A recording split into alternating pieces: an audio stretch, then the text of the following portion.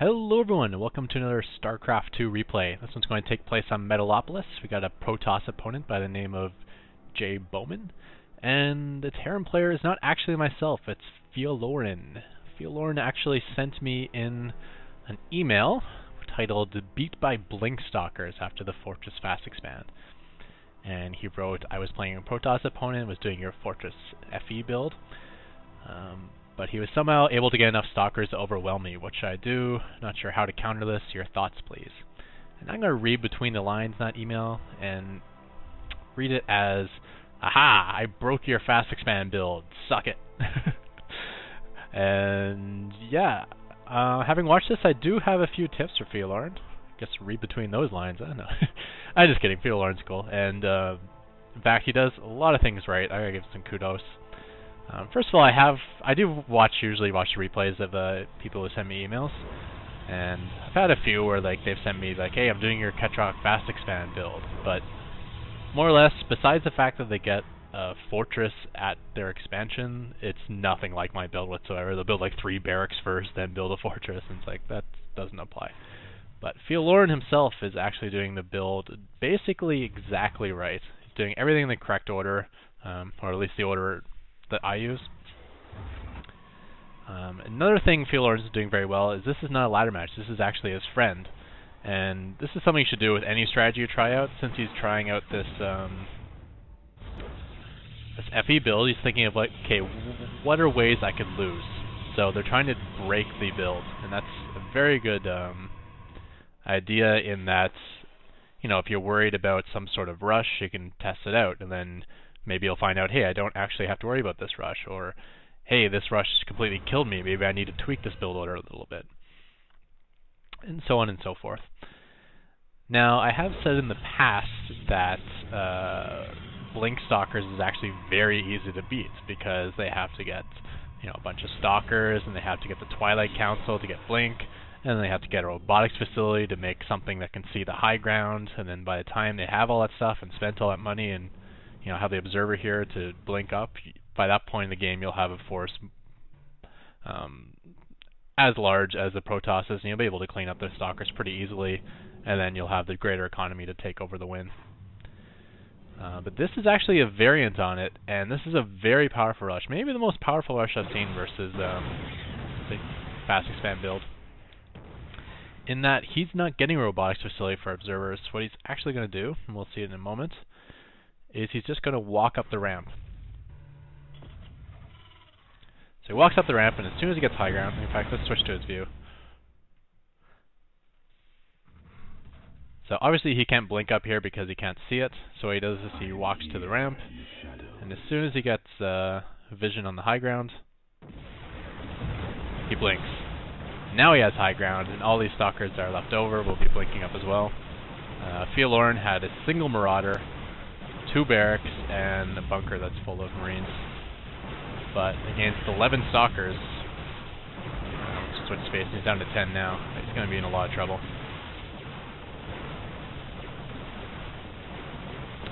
There goes the last Marauder, there goes the bunker, there goes the Marines, and there goes the game. So you can tell that is a very powerful rush, and that will be difficult to handle. But there's actually a lot of small mistakes made by Fiolorin that will add up. And the mistakes are not actually his fault, they are mine. Because anytime I've kind of talked about this build, I talk about up until the point of the Planetary Fortress, so then I kind of just imply, hey, you can just freestyle it after that. But in fact, there is certain things you should do and shouldn't do after building the fortress. So having watched someone else's replay, I think this gives me time to talk about it. So I think what we'll do is we'll start from the beginning again, and I'll kind of point out all these little things, and then what I'll do is I'll try my build order in just a custom game, and we can see how many units I could have for the Stalker rush.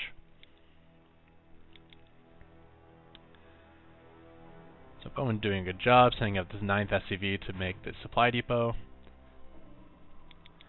And scouting with his 9th SCV. First of all, I want to stop well, we can continue it, but I want to talk about this scout. Scouting is obviously a great thing. If you don't scout playing StarCraft 2, you'll never get high up in the ladder. It's so important. However, you have to scout with a purpose, and let's think of what the purpose of this scout is. I mean, you're going to discover his base, and you're basically going to see the same thing with Protoss at this point in the game every single time, because no matter what they're doing, it's always the same opener. It's going to be Pylon, Gateway, Forge, Pylon, Gateway, Assimilator, second Pylon, and then Cybercore. Maybe like at lower levels, people make like random build orders, or maybe if he's going for an all-in Stalker or all-in Zealot thing, you might start with double gateways, but more or less this is going to be the same opening you'll see all the time. So you're not going to get any information about where he's going, because this could lead to Dark Templar, Colossi, 4 Warp Gate Rush, Void Rays. It could be anything, because they all have the same opener. You also find out where he's located. But why is finding out where he's located important at this point in the game? We're going for like a defensive, economic opening, and for the first 10 minutes of the game, we're going to have no ability to push out. So really, this SCV could have been left at home to scout. And when you only have like 10 SCVs total, it's one SCV adds up to a lot of resources. Like if we were fully saturated here, say like 24 SCVs, and we pulled off one, that's not going to be a big deal. But when you have 10 SCVs and you pull off one, that's going to be a significant loss in your economy. So what I would suggest is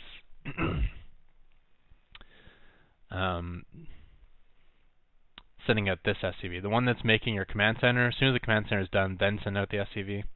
And then you'll find that time's a lot better. It won't hurt your economy as much. And by the time you arrive at this base, you'll get a lot more information. Like I'll probably arrive at his base around maybe just after the 5-minute mark, so maybe say now. So had we been arriving now, we would have come up, we would have seen that he had no fast expand, so it's going to be a 1-base play. We would have gotten in and seen 1, 2, we've seen 3 gateways, and we would have seen a Twilight Council, which makes you think either Charge Lots, Blink Stalkers, or he's teching towards DTs or High Templar. So that really narrows down the decisions. Like you know it's not going to be Colossus or a Mortal Push or Void Rays. So you get a lot of information. And even if you can't make it up to his base, like say like you get blown away on his ramp, even that gives you a lot of information. Because if you get blown away by a bunch of Stalkers at the top of the ramp, then you're like, well, now I know he has a bunch of gateways in his base, and I know he doesn't have a fast expand. But at the same time, if he's like walled off with say 3 Zealots, and you get off and you get knocked down by the Zealots, you're like, well, I got killed by the Zealots, nothing was firing at me from behind, so there's no sentries or Stalkers. So he could just be like chrono boosting up from one gateway and saving his gas for some sort of tech route. Maybe he's going for Dark Templars or Colossi Rush or Void Ray Rush. I mean, you can get a lot of information just from this point in the match. And honestly, if you click on one of the mineral patches when you come in, so it'll run through the Zealots. If he's teching, basically your SCV will always get in, because he won't have enough units to kill you before you get the scout in. Alright, so let's continue. Bunker placements. I don't like this. I like putting the bunker here where the barracks was. In fact, the barracks should actually be down like this. But yeah, it just gives you a lot better coverage of your ramp, and it protects these 2 buildings very well as well. This isn't too bad just for this particular base, because the most important part of the bunker placement is that Marines can hit all the bottom of the ramp. That way any Stalker that tries to give sight on the high ground is getting attacked. Had we say walled off on this base like that, then you'd have to put like a bunker here or here or here, and none of those bunker placements would actually cover the entire bottom of the ramp. So this isn't too bad, but I still say just replace your barracks. Once your barracks completes, if you're not under Zealot harass, just lift your barracks, put it somewhere else, and then replace it with a bunker to seal off your wall.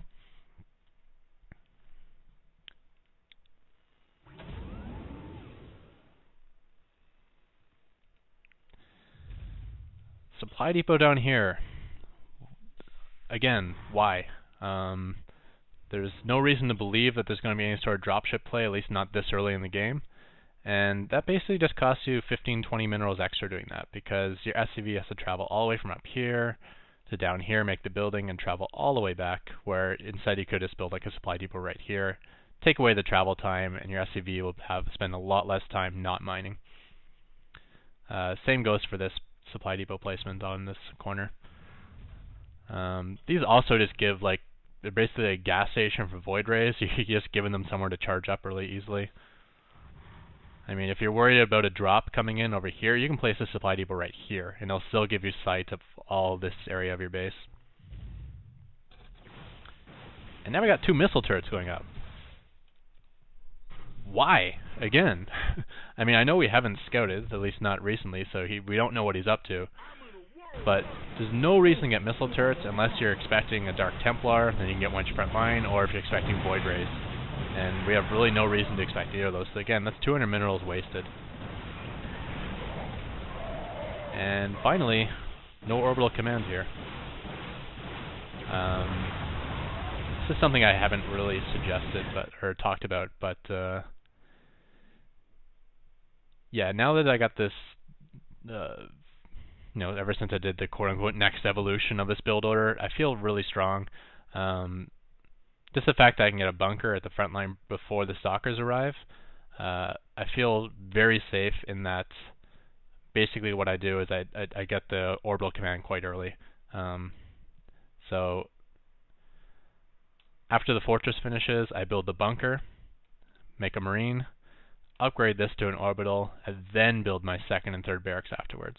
And you'll find it's very smooth when you do it that way too. Not only do you get an earlier orbital, so you can pump out units a lot quicker, but when you're upgrading the orbital and your fortress is upgrading at the same time, you're not able to buy any SCVs at all, which means you're going to be stockpiling a little bit of minerals, and it just works out perfectly for placing your second and third barracks. And then once your orbital is complete and you call down a mule, that gives you more than enough money to start pumping from all 3 barracks at once. Yeah, so I think that about sums up all the little tweaks I would do. I wouldn't call them mistakes, but just little tweaks. No reason to get missile turrets when you're not searching for them. Keep your buildings fairly close in here. Like even this, like we back up a touch.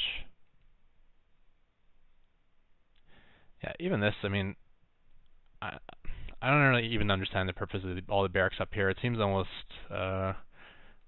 I mean, I guess if you like if you're like perfectionist, you like to just stack them in a nice orderly manner, but really this isn't good. In fact, what this does is it means these stalkers don't even have to come kill your SCVs. They can just hang out here and pick off all these buildings, and that will be enough to end the game. Where you could easily just build your barracks here, or here, and here. Keep it close to your command center so you don't cut down the travel distance. You don't create this wall here, which will actually probably hurt you more than help you. You can even build them out a bit, like here and here, just to give sight on any sort of drop play. But yeah, I'm not sure. Playing them at the front line, I don't see a whole lot of advantage to that. Yeah, so later scout with the SCV that makes the second command center. Get the bunker here. Don't get missile turrets unless you have a reason for them. Build your buildings close to your command center so your SCVs stay mining longer. And then the build order after your planetary fortress will be bunker, marine, and then orbital as soon as you can afford it. I mean, if you got like 50 minerals and build an SCV first, then get an orbital. But if you got like 120, just wait a second and then build an orbital. And then after your orbital, you get to your second and third barracks, and then just start pumping based on what you scouted. If you know it's going to be void rays, just go nothing but marines. If you see a bunch of gateways, you'll probably want to throw in just 3 tech labs and get a bunch of marauders, or you can just mix it up that way.